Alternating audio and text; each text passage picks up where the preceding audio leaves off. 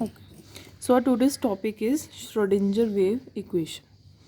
So for the derivation of Schrodinger wave equation, Schrodinger assumed that the nucleus of an atom is surrounded by the vibrating electron wave, and that vibrating electron wave, he compared that wave with the stationary and standing wave formed by the string. So Schrodinger ने की कहा कि as we know that the nucleus of an atom is surrounded by the vibrating electron wave. So he compared that electronic wave with the stationary and standing wave formed by the string. Suppose that a string is fixed between the 2 points. So when the wave produced by this string on motion, this is the point A, this is the point B, and this is the wave that is produced by the string. So he considered that the wave produced by the vibrating electron is same as the wave produced by the string that is fixed between the 2 points A and B. So now the general equation for this stationary and standing wave that is being formed by this string is given as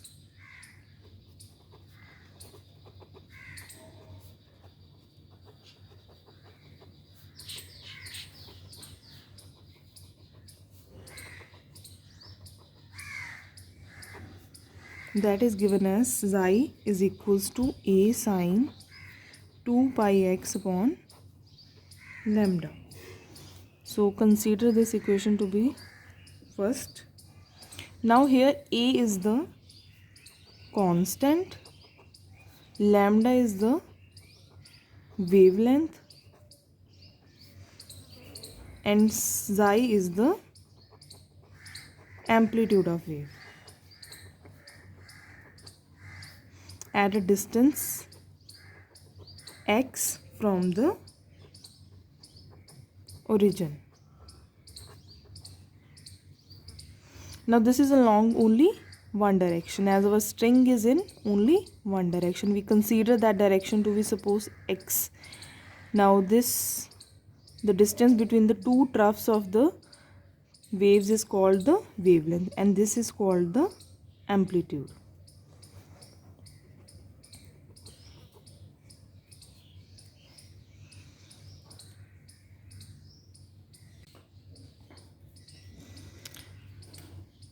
Now the wave motion is being expressed by this equation, that is psi is equals to A sine 2 pi x upon lambda, that we consider to be equation 1.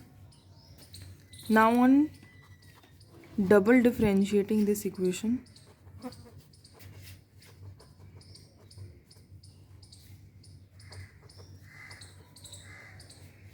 with respect to x, what do we get?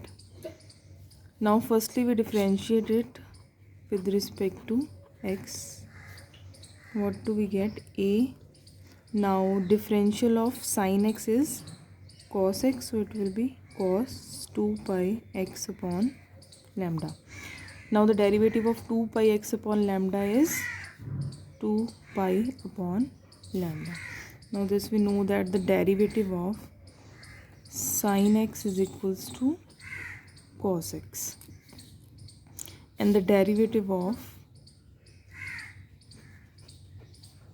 a into x is equals to a. So here in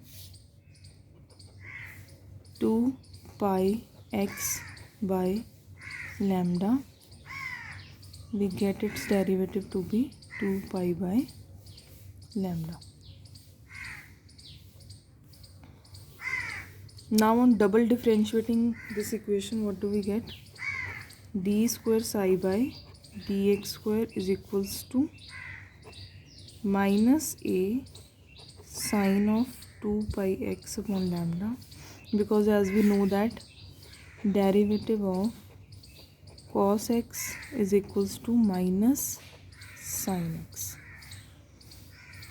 into, this is the constant value, so we can take it outside.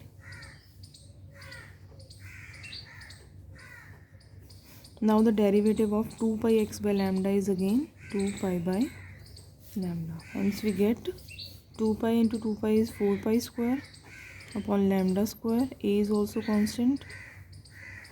Sine 2 pi x upon lambda.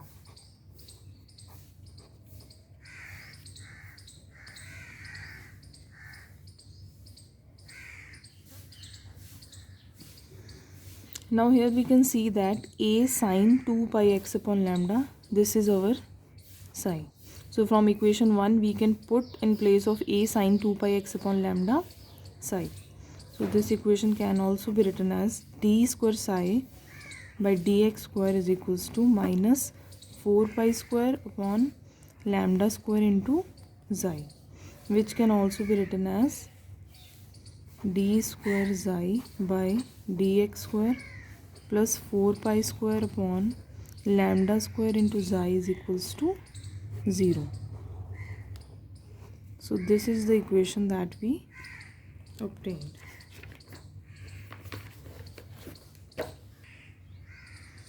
Now this is what we get. Now as we know that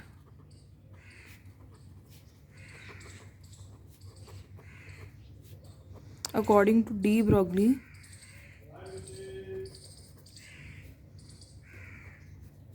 lambda is given as h upon m v. So we can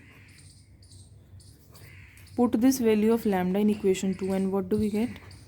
D square psi by dx square plus 4 pi square upon, in place of lambda we put its value and what do we get?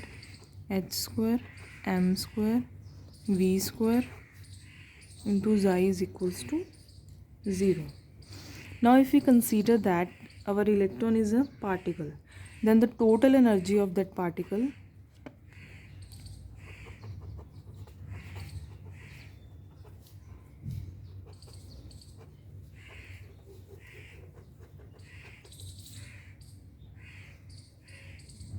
we all know that is given by kinetic energy plus potential energy.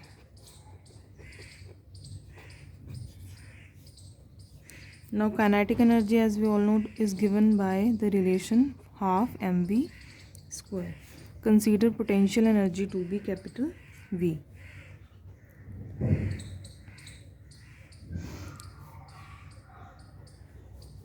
So 2 into E minus V. So we take this 2 on this side and taking the V also on that side.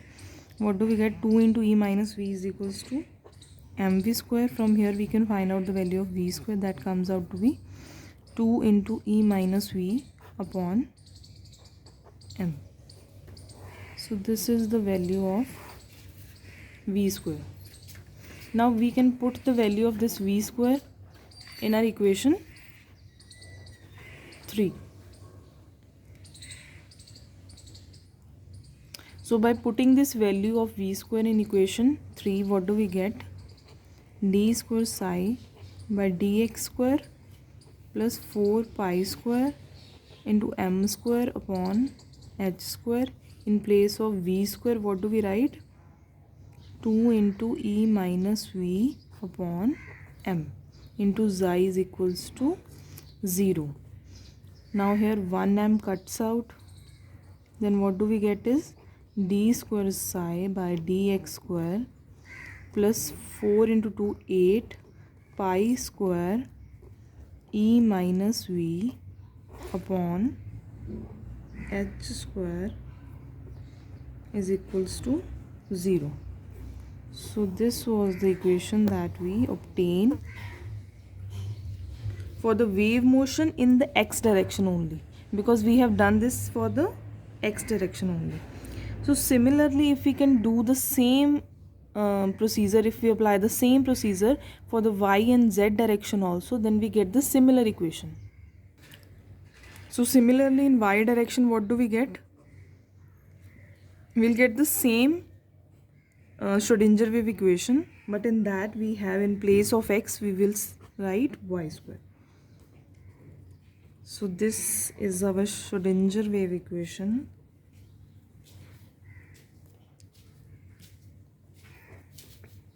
This is in the y direction. Similarly, we can find out the Schrodinger wave equation in z direction also.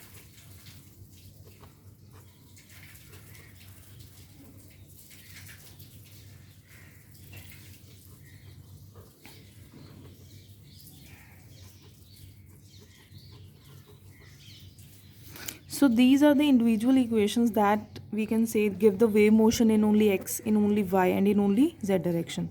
Suppose if wanted to find the wave motion in all the three directions, in x, y, and z direction, then the above three equations can be combined and can be written as,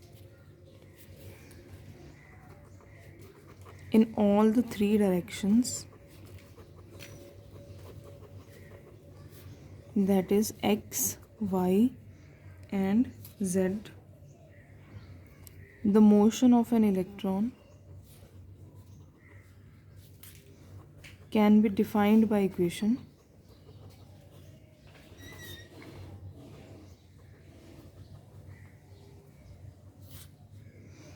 that is d square psi by dx square plus d square psi by dy square plus d square psi by dz square plus 8 pi square m upon h square e minus v into xi is equals to 0.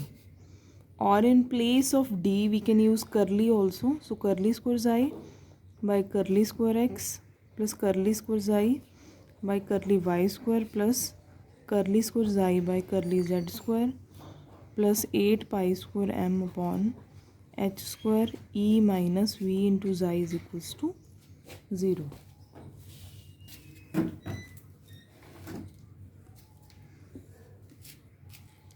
Now in this equation,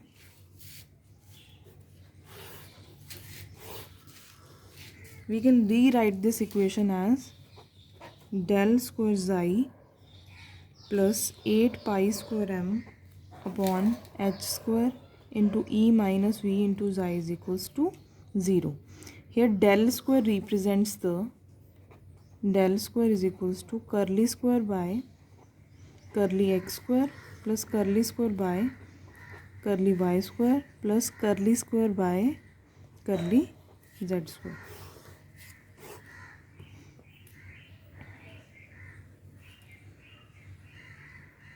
Okay, now this del square is also called the Laplacian operator. It is a mathematical operator which is named as Laplacian. Now this is the final Schrodinger wave equation that we get in to define the wave motion of an electron in all the three directions. So now here we know that what is V? V is the potential energy. Now the potential energy of an electron can be easily defined, or we can say that can be easily measured, but we should always take in consideration that the potential energy of an electron when it is at rest should always be taken 0, and when an electron is at infinite distance from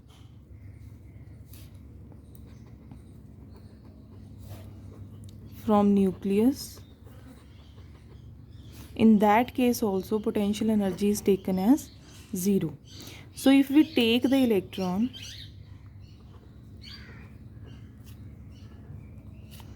to considerable distance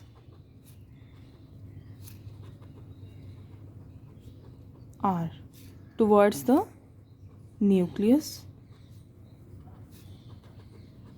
it means that if we brought the electron close to the nucleus. In that case, the potential energy can be defined as V is equals to minus plus ZE into E upon R.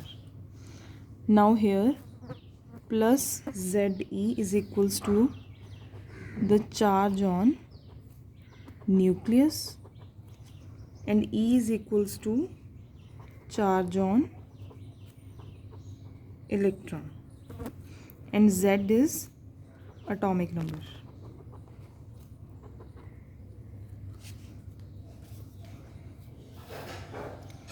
Now by putting this value of V in the above derived Schrodinger wave equation, what do we get?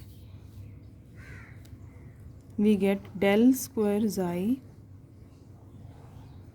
plus 8 pi square m by h square into E. Now here we have the minus and here also we have the minus. That will turn out to be positive. Minus minus is plus. ZE the square upon R into xi is equals to 0. So this is our final Schrodinger wave equation for the electron, which can define the wave motion of that electron in all the three directions, that is x, y and z.